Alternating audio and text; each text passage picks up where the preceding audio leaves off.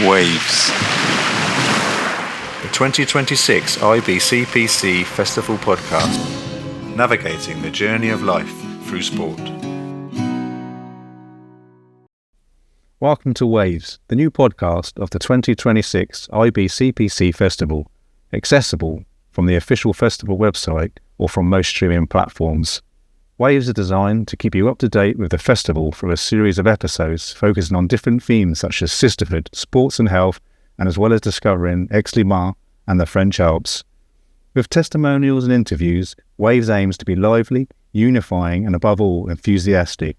Waves are the link between IBCPC paddlers all over the world.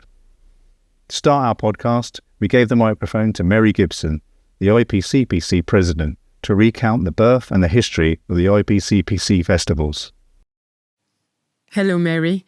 It's a pleasure to have you with us on Waves today. Since the first festival in Canada in 2005, the IBCPC Festivals have added new chapters to the story. Let's go back in time. How did it begin? How did it all begin? That's a really good question. Well, how it started is that in 1995, Dr. Don McKenzie was approached by one of his canoe paddlers and asked why, as a breast cancer survivor, she should not be doing strenuous upper body exercise. Dr. Don McKenzie is a retired professor from the University of British Columbia. His specialty was in sports medicine.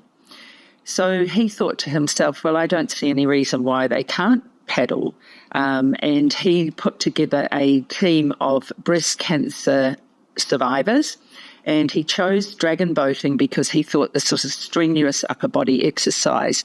And if anything, this would be a quick way to tell if these women actually shouldn't be doing any exercise. So they spent 3 months in a gym getting themselves fit and getting themselves ready and prepared to hop into a dragon boat. He then put them into a dragon boat and they loved it so much. They enjoyed the experience so much. And interestingly, nobody developed lymphedema. Nobody who had lymphedema found any change or worseness in their condition. In fact, it was a little bit better for them. And those who had no exercise before loved the camaraderie that had come about from being involved in this particular exercise. So from that point on, the ladies that were involved, they decided, wow, this is great. We want to keep building on this camaraderie, on this sportsmanship, on this exercise as a way to recover from our diagnosis. So they set up a team. The first team was born called A Breast in a Boat, and this was in Vancouver in Canada. Those ladies then thought, well, we need to take it a little bit wider, so it developed further across Canada, and then countries such as the USA, Australia, New Zealand, they were the early adopters, and they all started to become very, very involved. So at the 10-year anniversary of A Breast in a Boat in 2005, there was a festival held in Vancouver in Canada. And the Australians, seeing this, thought to themselves, well, this is really great. Let's have a look at this and see if we can do it in Australia. So in Caloundra in Australia in October 2007, there was a second festival held, and there were about 60 to 65 teams present at that particular event. And it was there that it was discussed whether it would be worthwhile developing and growing an international organisation. So that was the first days and the first talk of the International Breast Cancer Paddlers Commission. The teams that were there unanimously agreed that this should go forward, and from that point they started to develop a constitution, and in October 2010 in Peterborough in Canada, the first Congress of the IBCPC was held. So technically, officially, the first IBCPC festival was in Peterborough in Canada in September-October 2010. There is now a festival organized every 4 years, just like the Olympic Games. Do the Olympic spirit and the IBCPC sisterhood spirit have a lot in common? With regards to a festival being held every 4 years, we decided that it would be really good to bring these teams together as much as possible, but we understood that it was a big cost and to have these festivals in different locations. So it was settled on 4 years as being a good time frame between festivals. So the next festival was held in 2014 in Sarasota in the USA. Then the one after that was 2018 in Florence. And it was supposed to be 2022 in New Zealand, but because of COVID, we cancelled for a year and the festival was held in 2023, which is why the next festival is 2026, so we can get back into that rotation of every 4 years, which is similar to the Olympics. Now, for us as survivors, the sense of attending these festivals, whilst they are participatory, please trust me that they become very competitive. Everybody wants to say, I'm the best in the world, or I'm the best in my country, or I placed in such and such a position and I was better than. And look, we're not going to take that away from them. We're not going to say you can't say that. It's not a world championship.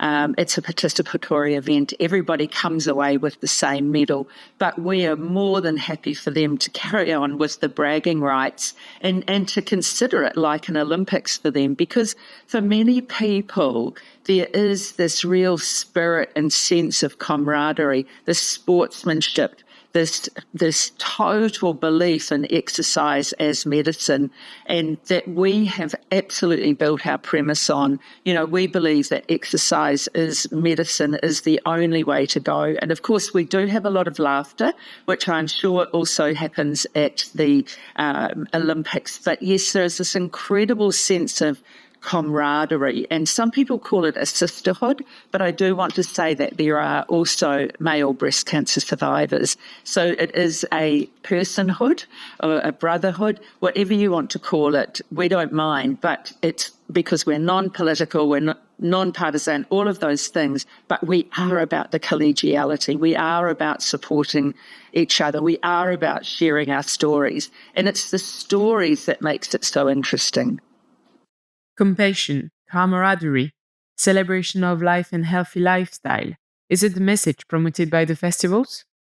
These festivals are most definitely about being compassionate, sharing the camaraderie, celebrating life and a healthy lifestyle.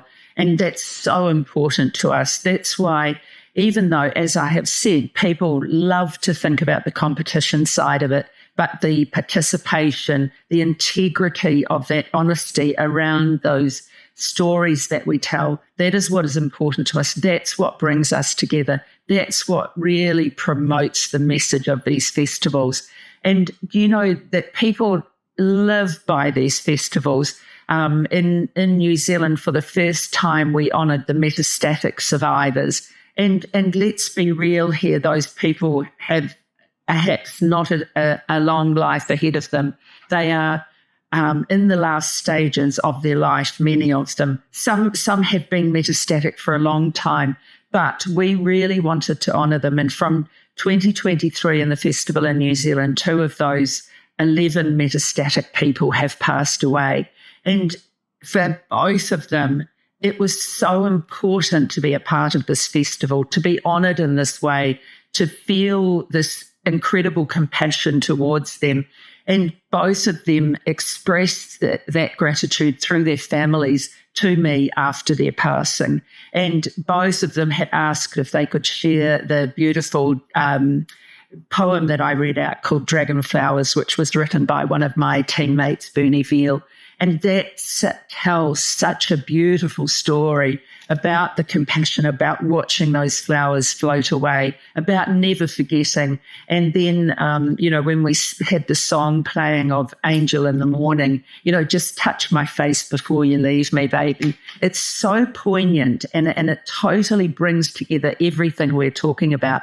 And whilst someone's passing is incredibly sad, it is a total celebration of their life and a life that they've gotten to live through dragon boating. And we feel so privileged to be a part of that, to share that story with them. After experiencing some festivals, it looks as if participants have never really left each other. How do you explain this amazing feeling? When we talk about the festivals, we live that memory. We don't let that go. And it's not that we're holding on to something because we just can't let it go because it's so caught up in us. It is just part of our psyche, and it completely becomes part of our DNA. And we just want to keep sharing that magnitude of that togetherness, of how we are so connected and interconnected, even though we live in different countries or we might speak a different language. It's the commonality of having been a survivor, of having been diagnosed. And I personally don't like the word survivor. I prefer to say thriver, because most of us are living an incredible life and thriving. And that diagnosis shifts our thinking. And what these festivals do is celebrate that journey, celebrate that life. And that's why the feelings never leave us. They stay with us for so long. And I can't really explain it beyond that, other than it's just something that is entrenched in our DNA. France 2026 is just around the corner. You had the opportunity to visit the race site in Aix-les-Bains. Could you give us a little foretaste? I was so thrilled to be able to go to Aix-les-Bains and have a look at the site and to see and meet the people who would be putting on this festival, the tourism office, the mayor's office, all of the venue operators. It was just so beautiful. The setting is stunning. You are in a spa town, so it's this gorgeous feeling of well-being and welcoming and cleanliness, and it's just such the cutest little town. And then the lake is absolutely stunning with the mountains in the background. And this lake is deep, it is long, it is blue. It's just gorgeous. There's a beautiful park location that is set up on the foreshore, which is where the village will be. And the building beside it, the complex beside it, which has a swimming pool and beautiful little dining areas, which will become part of the VIP location. And all of that is just really beautiful. I was staying right in the centre of Aix-les-Bains, and on the first day that we went to visit the venue, I said to Lucia, let's walk there. So we walked. It was a 20-minute walk. It was probably about 32 degrees Celsius, and we just ambled along, chatting away, having a great time, taking our time, looking at the sights. I was, of course, taking photos, as I always do, and just saying, wow, what a beautiful location, so gentle, so peaceful, and just charming, and being able to meander without any hassle. We didn't get lost. We just simply Googled and easily walked to the race site without any issues whatsoever. And I know that the people will be so welcoming. The venue for the Congress is right in the centre of town. The street parade around the streets of Aix-les-Bains will be really, really pretty. And then we end up in a big outdoor Colosseum type area, and that's where the opening ceremony will take place. So I'm super excited about this, because I really love it when we can enjoy a beautiful venue and a location like this. And I know that many of you loved coming to New Zealand because it's clean, green, and all of those things. Well, this location is equally that. And it's just quite stunning, really. Wine territory for those of you who like a wee wine, and just lots of things to do. There's close proximity to Annecy, which is about 30 minutes away by car. And you're in the Chambray region, and it's not far to go to other parts of France or to Switzerland. So I know it will be really well accepted as a beautiful location to be in. And the venue itself, the lake, I'm sure everyone will absolutely love paddling on that lake. And I'm so excited. I'm really looking forward to seeing everyone there. And I can't wait. I'm just sort of thinking, wow, it's 2 years away. Oh, I wish it was closer, because I do miss everybody. I do love to connect with everyone. And I'm really excited about seeing you all in France France in 2026. I can't believe the number of registrations so far. It's absolutely brilliant. This will be by far the biggest festival that we have held. And bigger isn't always better, but certainly welcoming so many of you to France will be fabulous. And I absolutely am super excited to be seeing you soon. Thank you, Meri. Thank you for your time and positive input. We really appreciate it. IBCPC paddlers from all over the world, we hope that our wave has reached you. We look forward to seeing you soon for another episode.